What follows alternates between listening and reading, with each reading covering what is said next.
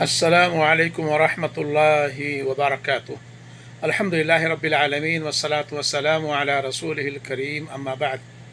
معزز سامعین ناظرین، کیا آپ جانتے ہیں کہ اللہ کے ماننے کا کیا مطلب ہے؟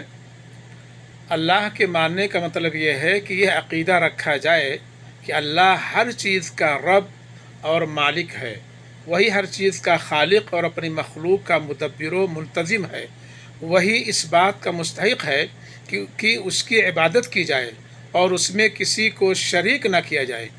نماز، روزہ، دعا، استغاثہ، خوف و رجا، ذلت و عاجزی، سب اسی کا حق ہے۔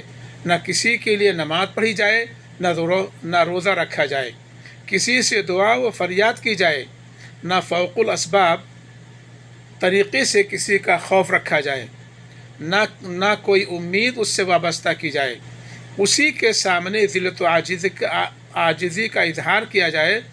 اس کے علاوہ کوئی ایسی ذات نہیں کہ جس کے سامنے عبودیت و بندگی والی ذات، عبودیت و بندگی، ذلت و عاجزی کا مظاہرہ کیا جائے۔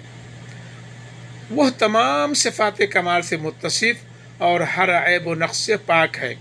اس اعتبار سے اللہ کے ماننے میں توحید کی تینوں قسمیں آ جاتی ہیں، یعنی توحید ربوبیت، توحید الوہیت اور توحید اسماء و صفات۔